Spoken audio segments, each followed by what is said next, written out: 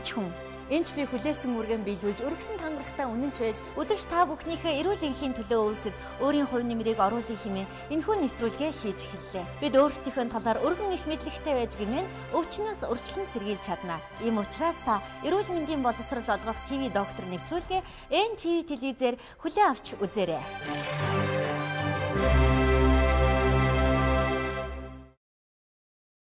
Сайн бацхан өрхөн мөндөд үзэгчтэй та бүхэндээ энэ өдрийн мэндийг хүргэе. Ингээд биднийг тэсэн ядан хүлээж суусан гэдэгт итгэлтэй байна. Та бүхний маань ажил үйлс өөдрөг та өөрөө эрүүл энх сайхан байвал хамгийн чухал зүйл энэ хороо дээр тэрл үлээ. За ингээд одоо бүгдээрээ эрүүл мэндийн боловсрол олгох зорилгоор та бүхэнд хүргэдэг ТV доктор нэвтрүүлгээ хүлээн авч үзцгээнэ. Трансфер факторыг тамирчид ихээр хэрэглэх болж 60 жилийн өмнө нэгдэж 12 жилийн тэртегээс үйлдвэрлэгдэх болсон хүний дархлааны эсүүдийн хооронд мэдээлэл зөөгч маш жижигхэн хэмжээний уургийн молекул трансфер факторыг сүүлийн үед монголчууд мэдэх болсон билээ. Трансфер факторыг бид бага мэдэх хэдий ч дэлхийд дахин бүгд хэрэглэх болжээ. Тэр дундаа тамирчдын хувьд хүнд хэцүү дасгалын үед уураг, эрдэс бодис, энерги ихээр алддаг тул трансфер факторыг хэрэглэх нь хамгийн зөв юм. Үүнийг ч Орос ах нар аль хэдийн анзааран 2008 оны Бээжингийн Олимпиад оролцсон бүх тамирчидаа трансфер факторыг уулгасан байна.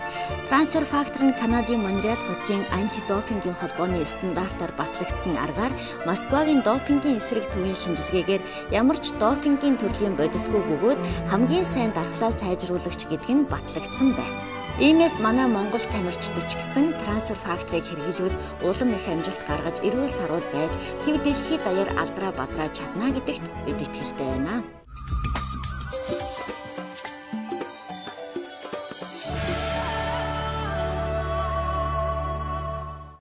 Эрхэм мөндөд үзэгчтэй.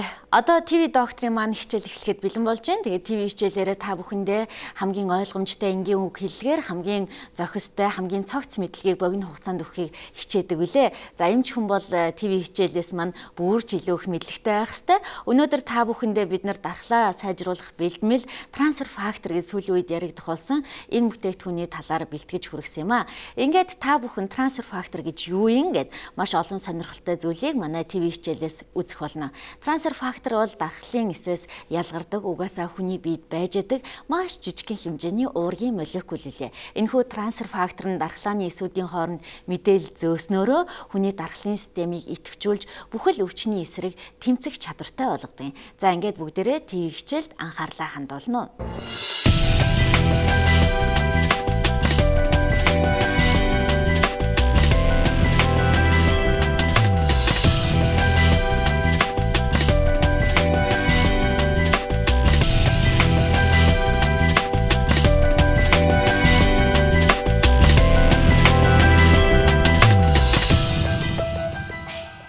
Трансфер фактор гэдэг нь амьд дархлааны эсээс шүүрдэг, зохистой хэмжээгээр хүний биед байнга нийлэгжиж байдаг, дархлын системийн үйл ажиллагааг жолооддог 44 амин хүчлээс тогтсон уургийн бүлэг молекул юм а. 1949 онд Америкийн нэгдсэн улсын эрдэмтэн Шервуд Лоуренс нээсэн байна. 1989 онд үнэний сүүний уургаас цэврээр нь гаргаж авсан. 1997 онд Дэвид Лизамбе, Бианка Лизамбе Follife компани байгуулж трансфер факторыг үйлдвэрлэж эхэлсэн байна. 2002 онд өндөгний шараас гаргаж авсан галуургийн судалгаанд 1949 оноос хойш нийтдээ 40 сая Америк доллар зарцуулж 3500 орчим эрдэм шинжилгээний ажил хийгдэж 11 удаа олон улсын эрдмийн хурал зохиогджээ. Трансфер фактор нь дархлын мэдээллийг нэг биеэс нөгөө зөөдөг, удмаас удам дамжуулдаг, дархлын тогтолцоог сургадаг, идэвхжүүлдэг, удирддаг, тэнцвэржүүлдэг үүрэгтэй юм. Тэгэхээр альва хүний биед орж ирсэн нянг хүний төрөлхийн дархлааны хариу урвал өдөөгдөж устгадаг бөгөөд одоо та бүхэн харж байна гидсэнд ямар нэгэн бактери орж ирлээ гэхэд дархлааны гол спэйсээс өвөрмөц бие ялгараад эднийг устгаж авч гарах ёстой. Гэхдээ тодорхой хэмжээгээр эднийг бүрэн гүйцэд устгаж авч чадахгүй байна. Харин трансфер факторыг уухад ямар дархлааны урвал явагддаг вэ гэхээр одоо эдгээр ням болгонд тохирсон хүний дархлааны бэйсээс нь өвөрмөц бие гэсэн уургууд хангалттай хэмжээгээр ялгараад бүгдийг 100% устгаад аваад гардаг юм а. Тэгэхээр трансфер фактор нь дотроо 3 бүлэг уургийн фракцтай бөгөөд эдгээр 3 бүлэг уургийн фракц нь өөрийн гэсэн онцлог үүргийг гүйцэтгэдэг. Та бүхэн одоо харж байна, судасны ханан дээр бактери суулаа. Бактерийг тойроод өөх тосны туслууд хучиж авж гин. Ингээд яг судасны нарийсл үүснэ, судас хатуурах өвчин үүснэ. Энэ үед трансфер факторыг хэрэглэхэд хамгийн түрүүнд индуктор буюу дархлааны эсүүдийг дайн тулаанд дууддаг хэсэг бүлэг уургийн фракц нь үйлчлээд энэ нянгийн эсрэг үйл ажиллагаагаа явуулах юм. За та бүхэн харж байна, нянгийн эсрэг дархлааны хариу урвал өрнсөн ч гэсэн энэ нянг бас бүрэн гүйцэд устгаж авч гарч чадахгүй байна. Тэгвэл энэ үед яах вэ гэхээр трансфер факторын дараагийн нэг бүлэг уургийн фракц болох антигенд өвөрмөц фракц нь үйлчлээд ингээд яг энэ нян тохирсон өвөрмөц биеийг хангалттай хэмжээгээр ялгаруулад энэ нянг устгаад биеэс аваад зайлуулна. За гэтэл та бүхэн энэ дээр харж байна. Одоо энэ нянг гарсан ч гэсэн цаана дархлааны хариу урвал явагдаж байна. Энийг бас зөв хэмжээнд нь барьж дарангуйл зогсоож явахгүй бол аутоиммуны өвчнүүд үүсдэг. Тэгэхээр яг энэ үед трансфер факторын дарангуйлагч буюу супрессор уургийн фракц нь хурж ирж үйлчлээд хүний биеийг зохих төвшөнд нь оруулж эрүүл болгодог юм аа. Тэгэхээр трансфер факторын дархлал сэргээх үйлчилгээний хувьд хүний НК буюу байгалийн устгагч эсийн идэвхийг 204-өөс 483% сэргээдэг байна. Трансфер фактор дотроо 5 төрөл.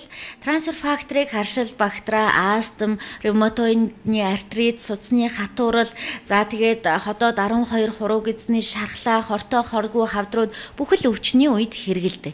Трансфер фактор хязгааргүй өргөн үйлчилгээтэй, аюулгүй, хоргүй, сөрөг нөлөөгүй, эсрэг заалтгүй, зөвхөн амаар уудаг, бүх насныхан хэрэглэж болох, ямар ч юмтай хавсарч хэрэглэж болох ийм онцлог давуу талуудтай билээ. За ингээд манай нэвтрүүлгийн ерөнхий ивент тэтгэгчээр оролцож байгаа Mons Group-ийн хамт олондоо баярлалаа. Ажил хөдөлмөрийн өндөр амжилт хүсье. Одоо бүгдээрээ зочныхоо буланд орцгоё. Тэгэхээр өнөөдөр яг онцлсан зочин байхгүй, маш олон зочинтой учраас тэрийн нэг гэж би хэлж чадсангүй. Өнөөдрийн зочид юу ярих вэ гэхээр сонирхолтой зүйл ярина. Хүний дархлын системийг яаж сайжруулж болох вэ? Трансфер фактор гэж юу юм? Трансфер факторыг хэрэглээд ямар үр дүнд хүрсэн бэ зэрэг олон зүйлийг та бүхэн манай зочдын ярианаас мэдэх болно.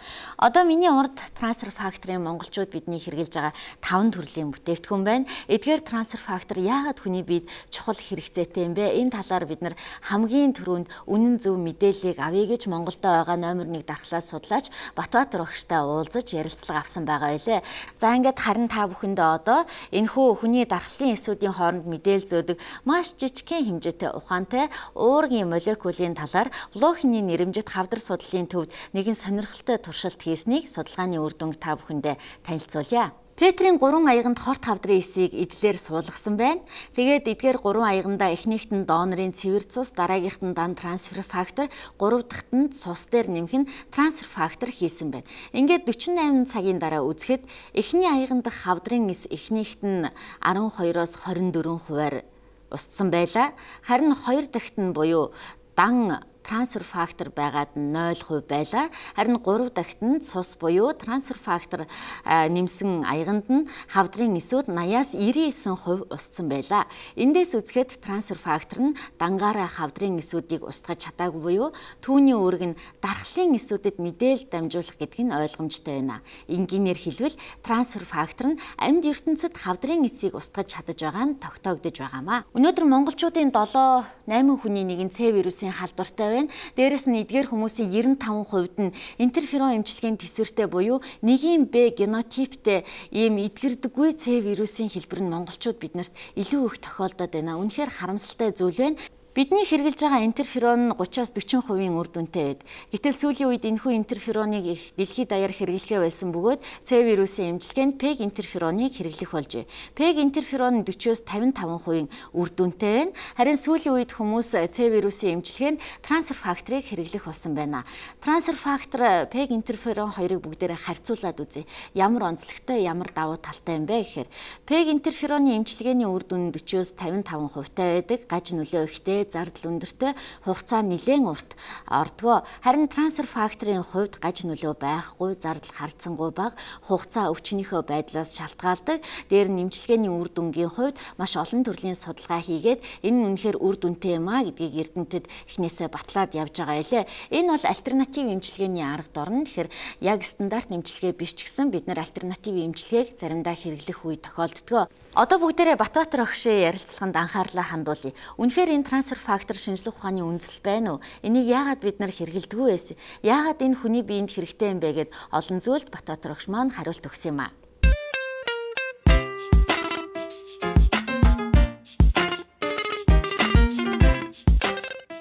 Тэгэхээр ер нь энэ трансфер фактор гэж юу юм бэ те? Яагаад бид нар урд нь мэддэггүй байсан? Энэ талаар та хэлж өгөөч. Хэр зэрэг шинжлэх ухааны үндэслэлтэй юм бэ? За трансфер фактор гэдэг юм бид нэлээд хожуу мэдлээ л да. Энэ бол ер нь дархлаа судлалын ухаанд бас нэлээд том олд амжилт гэж ойлгож болно. Учир юу вэ гэхээр хүний дархлаа тогтолцоонд шаардлагатай тийм жижиг молекул уургуудын яг уургийн бүтцтэй бас биш л да. Эдгээрийн цогц нийлбэр гэж ойлгож байна. Өөрөөр хэлбэл эсэс хоорондын харилцан үйлчлэл мэдээлэл дамжихад маш чухал үүргийг гүйцэтгэдэг ийм жижиг молекулууд юм аа.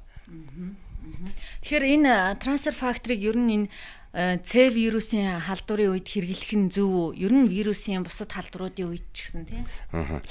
Тэгэхээр энэ трансфер факторын талын судалгаа бол их олон газар хийгдэжээ. Ер нь бол дэлхийн 100 гаруй улс орнд хэрэгжилж байна шүү дээ. Их олон газар хийгдсэн. Энэ үнэхээр хүний бие чухал юм уу? Ямар юм гэдэг.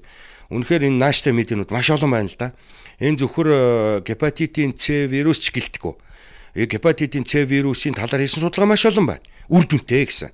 Зөвхөн гепатитын С вирус гэлтгүү. Ер нь вирусын халдварын үед хүний дархлаа тогтолцооны чадамж дарангуйлагддаг учраас түүнийг өдөөх, дээшлүүлэх дэмжих зорилгоор энийг хэрэглэх нь үр дүнтэй гэсэн ийм судалгааны факт баримтууд бол маш хэвлэгддэг болсон байна шүү дээ.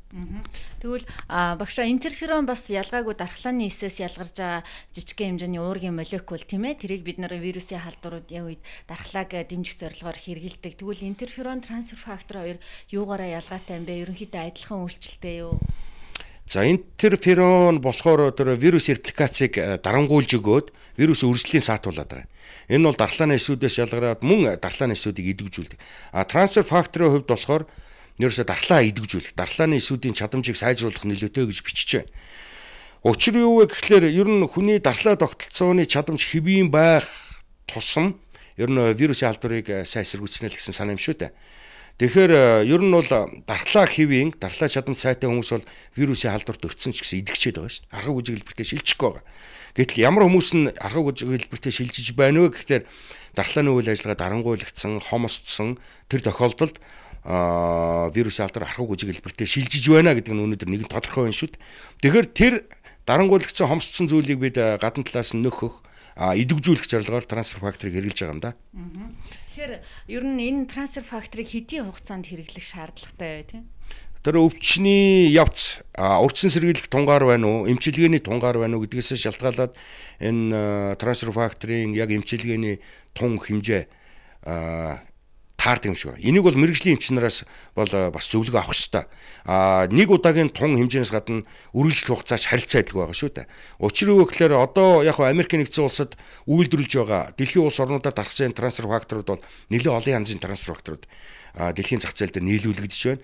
Эдгээрийг мөн харилцан адилгүй тийм дооц тунгаар савлагдсан байдаг учраас энэ дээр мэрэгжлийн эмчийн зөвлөгөө бол заавал хэрэгтэй. Тийм учраас энэ сайн байна гэдээ өөрсдөө аваад нэг хэрэглээд байх нь бас тийм сайн зам биш. Тэгэхээр ер нь трансфер факторыг ууж явахдаа ч гэсэн вирусын идэвхжлийг заавал хянуулах шаардлагатай үстэй. Тэгэлгүй яах вэ? Энэ хэрвээ магадгүй тэр гепатитын вирусын тэгч нар эсвэл архаг гепатиттай идэвхтэй архаг гепатитын хүмүүс трансфер факторыг хэрэглэе гэж шийдсэн тохиолдолд эмч зөвлөсөн тохиолдолд эмчилгээний өмнө тэр вирусын идэвхжил ямар байна, эмчилгээний явцад ямар болов, төгсгөлд ямар болов гэдгээ заавал хийж явах хэрэгтэй. Учир юу вэ гэхээр энэ трансфер фактор чинь үнэхээр тэр тухайн үндэ тийм тус нэмэр болж өгөө юу гэдгийг бол хянах хэрэгтэй шүү дээ. 21-р зуун бол нотлохоон цурсан ангаахан гэж тунхаглаад байгаа учраас бид энийг заавал мэдчих явах хэрэгтэй. Нэг талаар.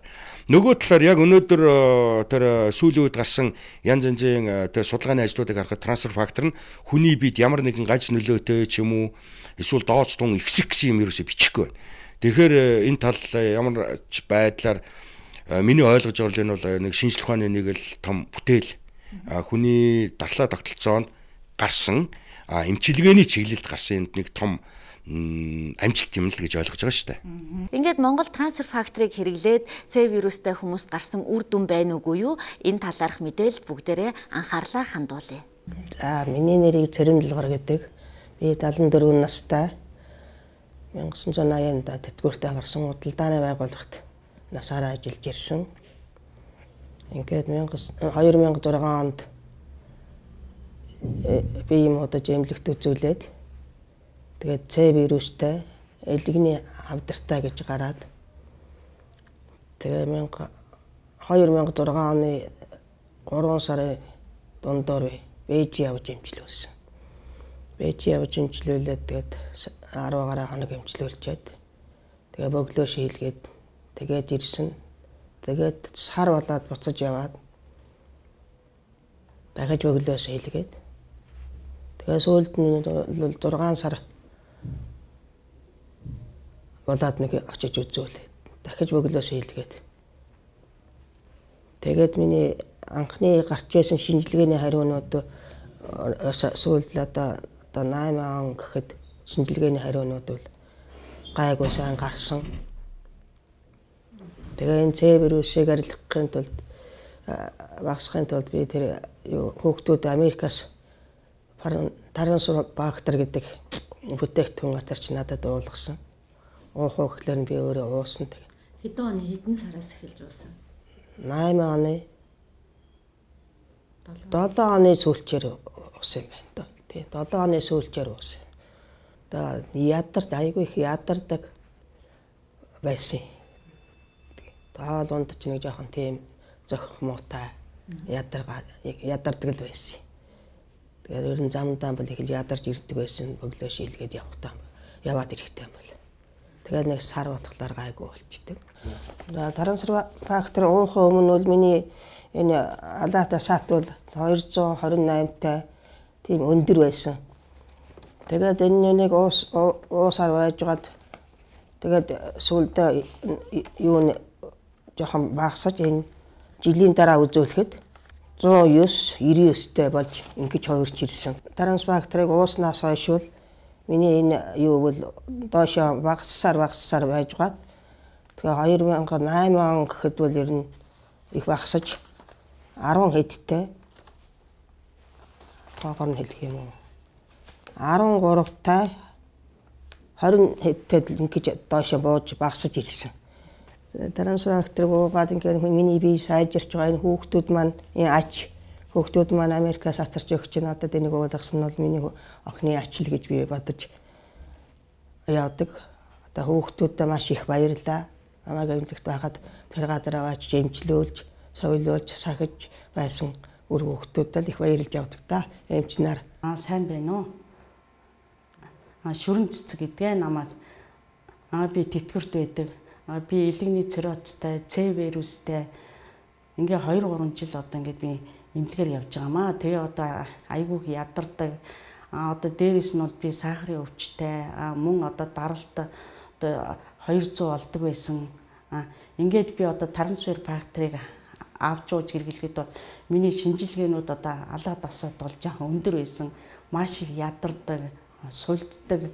Одоо тэгээд одоо даралт бол маш их ихсдэг байсан. Тэгээд би трансфер факторыг уугаад сар болсны дараа болвол одоо миний шинжилгээнүүд ерөнхийдөө бол бас гайгүй гарсан. Дахиад би ингээ 2 дахь сар дээр ингээ дууж хэрэглэхэд миний шинжилгээнүүд маш өндөр одоо өөрчлөлттэй гарсан. Энэ үед нь бол одоо би нэрээ миний шинжилгээнүүд муу гарч байгаа юм чи би ч одоо уухаа болдог ч юм билүү гэж бодоод жоохон сэтгэл санаагаар нэг жоохон хямарсан байтал эмч маань үгүй зүгээр одоо наа чи эхэлж ингэж өвчнөө чи ингэж хөдлөж байгаа дараа нь одоо наад чинь ингээ зүгээр бол тийм одоо ямар ч байсан та энийгээ үргэлжлүүлээд уу гэж одоо эмч зөвлөсөн учраас дахиад би 1 сар энэ трансфер фактор бол ууж эхэлсэн. Ингээд сар уусны дараа бол миний шинжилгээнүүд бол үнэхээр хэвийн хэмжээнд ингээд очсон. Энэний хажуугаар миний даралт бол одоо хэвийн хэмжээнд очсон. Сахар бол одоо яг хэмжээндээ очиод ерөнхийдөө миний биеийн байдал айгүй дээр ядар сулдаад исэн ядарч ингээд сүлдчихсэн маань одоо ингээд зүгээр болоод одоо ерөнхийдөө бол би ядрахыг мэдгээ байсан. Одоо би ингээд трансфер факторыг бол хойштойгоо ууж хэрэглэнэ гэж би бодож байна. За зөв байж байгаа. 2 сарын өмнөөс өгсөн миний шинжилгээ бол одоо трансфер факторыг уугаад 2 сар болсны дараа миний шинжилгээ ийм одоо өөрчлөлттэй гарсан.